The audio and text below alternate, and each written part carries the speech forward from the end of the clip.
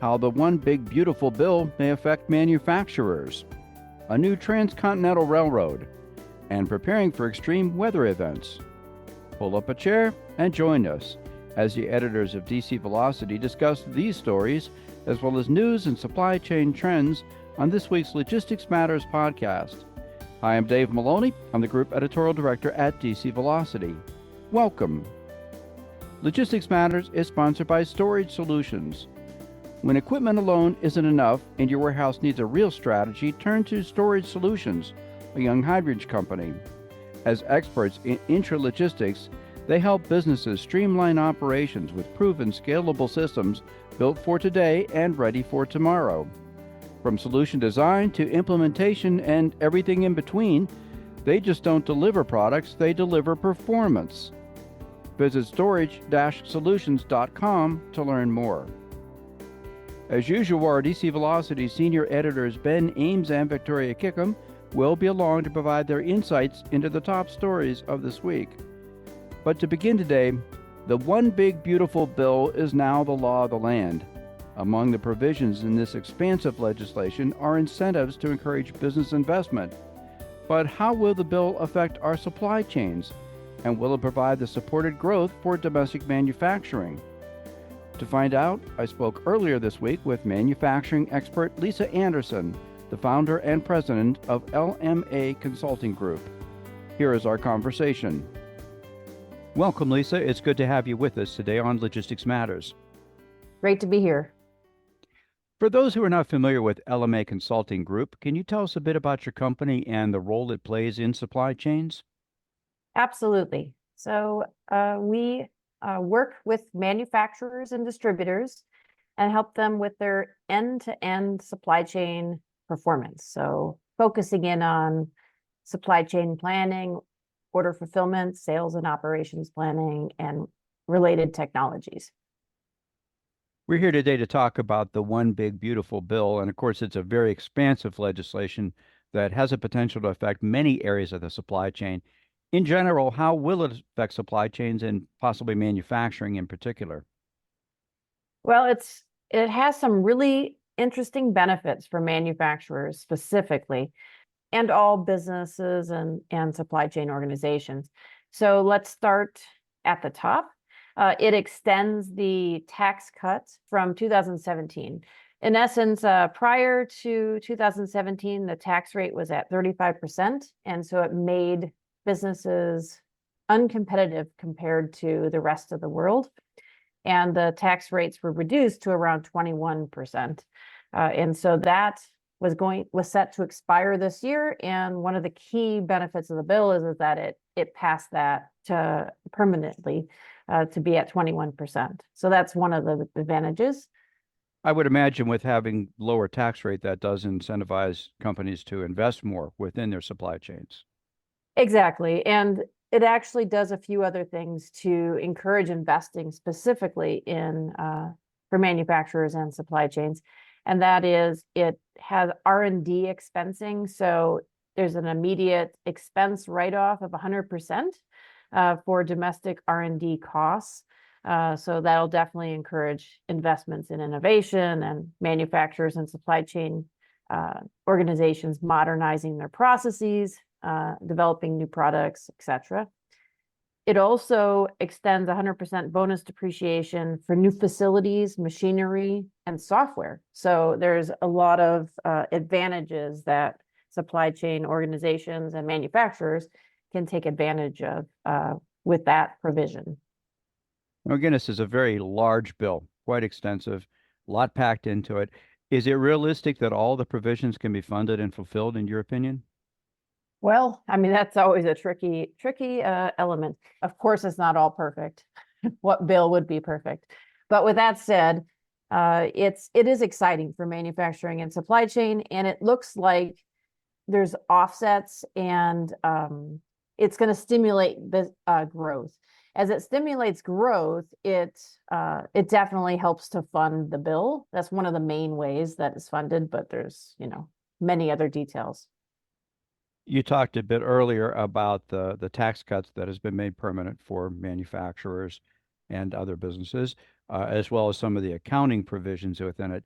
Are there other parts of the bill that manufacturers can act upon immediately, and what may take other amounts of time to develop? Well, actually, since it takes effect immediately, in essence, you can start to, look for appropriate investments that will help you to spur growth, efficiencies, productivity.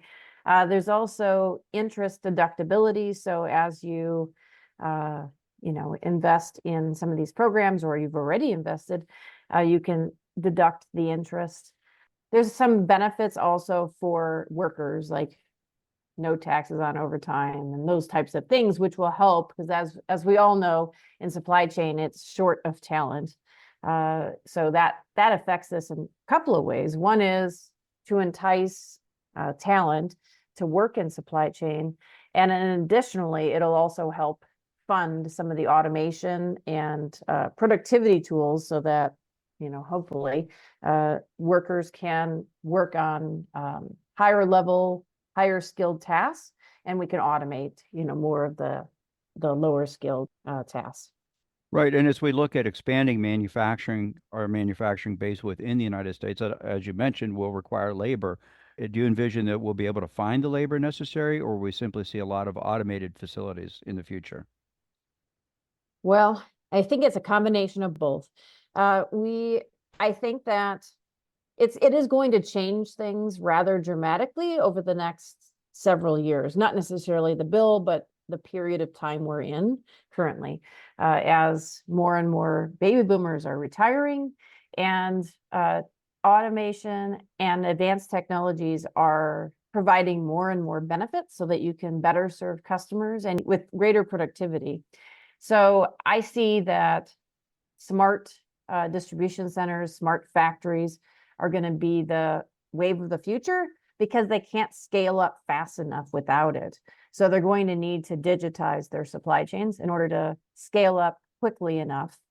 With that said, it does drive increased need for some high-skilled talent. And so I think that there's going to be additional programs and incentives for developing supply chain talent included with this. So it of course won't be easy, but I think with automation and encouraging additional training and development, these forward-looking companies will be successful. Well, the One Big Beautiful Bill does provide some incentives, as you have just mentioned. It also credits to help modernize infrastructure. You mentioned about investing in some of that. Are there some areas of manufacturing that are going to benefit more than others, and how can they take advantage of those kinds of incentives that are offered in the bill? Well, yes, actually, if you have heavy equipment, infrastructure, where you have capital intensive manufacturing and distribution environments, actually, they will benefit. I hesitate to say better than others, but they will definitely benefit because of the emphasis on those areas and the capital intensive nature, the interest deductibility, et cetera. So I think those types of companies will benefit the most. With that said, if you're a manufacturer, distribution operation, or in the supply chain, everyone will be able to take advantage of some piece of the bill. So I think more than certain industries or types of companies, it's really going to be up to forward-looking leadership that looks to take advantage of the right technologies to serve their particular customer base in a better way and to automate and bring more money to the bottom line in their industry. So those innovative companies will be more successful. One of the goals of the bill was to encourage reshoring to help build a stronger manufacturing base here in the United States. Do you think that will happen as a result of the bill? Absolutely. With that said, though, are we going to bring back and focus on toys as an example? No, definitely not. It's going to be focused on more of the critical infrastructure industries of the future, like artificial intelligence, defense, and supporting manufacturing and supply chain, industries. So, those types of businesses will will reshore. Will they turn off all production, let's say in China, and move it to, somewhere in the United States in a day? No. So it might look like they're expanding production in the United States, they're investing in new facilities, and then over time, they'll turn off overseas production, and they will lessen it, dampen it, if you will, and they'll increase production in the US and also in surrounding areas like Mexico. We've also been hearing, of course, of the trade wars that have been taking place, the tariffs, the on again, off again tariffs that we've seen.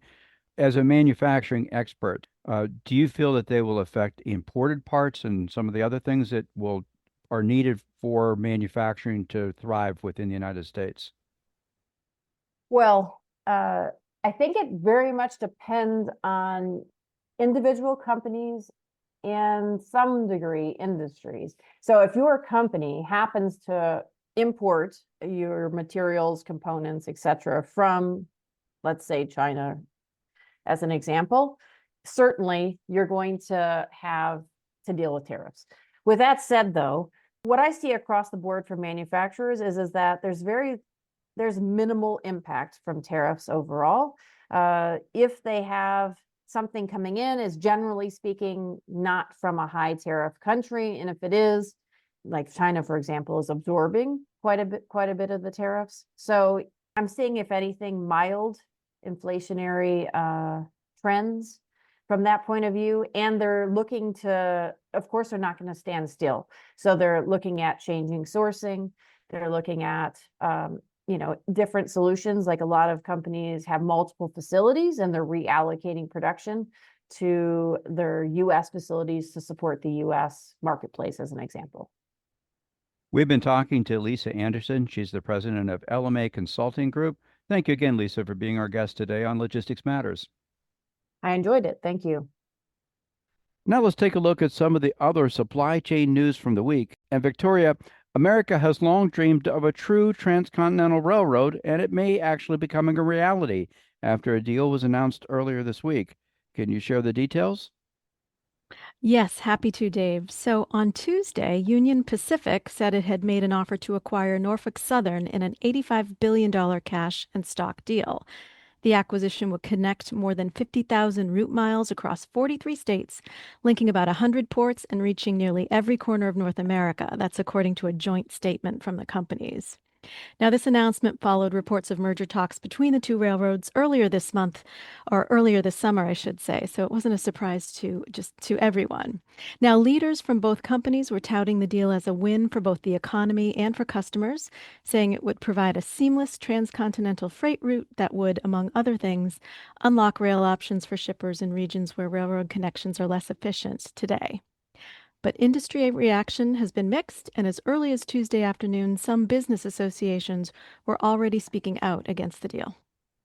Well, Victoria, these deals are often multifaceted. Can you tell us who's speaking out and what their objections are to the deal? The nation's largest rail union was first, saying it will oppose the acquisition when it comes before federal regulators for review. Now, that union is the transportation division of SMART, the International Association of Sheet Metal, Air, Rail, and Transportation Workers.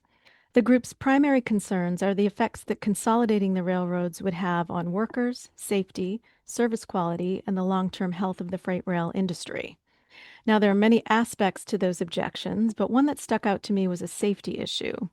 The group says that Union Pacific leads the industry in accidents, incidents, injuries, and fatalities, and that, in the union's view, that trend reflects a corporate culture that prioritizes, and I'm quoting here, aggressive operating ratios over worker and public safety. Now, they said Norfolk Southern stands in contrast to that with a more progressive labor and operational policy. So, how that would pan out in a merger, it remains to be seen. And again, that's just one item pointed out in their initial objection. The American Chemistry Council, which represents American chemical companies, said its concerns are mainly about competition, that the acquisition will ultimately give shippers fewer choices and higher rates. The group said it will oppose any merger that fails to address those concerns.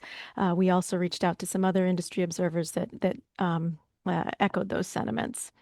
This acquisition will have to be approved by federal regulators, as I mentioned earlier. That includes the U.S. Surface Transportation Board.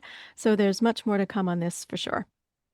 Well, it certainly will create one very large railroad without a lot of competition in the U.S. So it might take a while before we see if a deal of this magnitude is approved. And of course, when we said earlier about the first real transcontinental railroad, some of you might be thinking, well, we built that 150 years ago, didn't we? Yeah, but technically, that original transcontinental railroad required four companies to operate instead of one. And that railroad started in Nebraska and ran to California. So it wasn't coast to coast like this one will literally be a coast to coast railroad. Right. Yeah, we'll have to wait and see. Thank you, Victoria. You're welcome.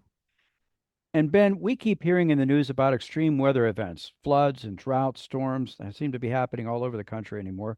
And of course, these weather events can have serious effects on supply chains the procurement managers need to be aware of. How should they prepare? You're exactly right.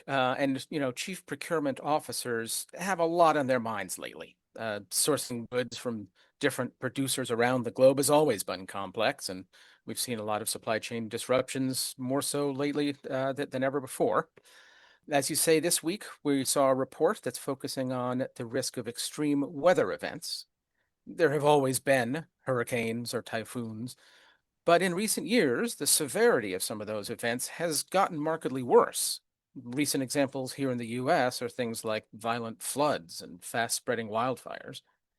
So the consulting firm Proxima issued a report that identifies the 5 nations that are the most vulnerable to extreme weather and climate sourcing risks. And those are the Philippines, Indonesia, India, Colombia, and Mexico. Some other countries further down the list are some of the more major industrial centers. The US was ranked 7th, Australia 9th, and China 10th. Now, those 3 countries, Proxima said, were included largely due to their large geography, just makes it more likely to get struck by extreme weather if there's more acres, but also because they hold such central roles in global supply chains. So any disruptions in those countries could have amplified consequences around the world. Yeah, it certainly seems to make a lot of sense. And it's good to be aware of those dangers, but did the report have any suggestions for how to handle the risks? Right. Everybody, what's the expression? Everybody complains about the weather, but nobody ever does anything about it. In this case, Proxima said the point of its report was to underscore the need for chief procurement officers to understand or even reassess their location decisions. So they said that strategies like diversifying supply sources across different geographies, holding strategic inventory, and embedding data-led forecasting tools are things that really have to happen. They're no longer optional. They're essential for that long-term resilience planning. The report also looked at 3 particular sectors that are at greater risk from this extreme weather than others. They listed food and beverage, construction, and retail. And it found some additional strategies by digging into those particular sectors. It found that many businesses in those industries are protecting against potential climate impact by things like transitioning to just-in-case planning, again, the more diversified sourcing, and resilience-first strategies, as opposed to, say, growth first or trying to grow market share. So those are some specific things that other countries and companies might be able to adopt.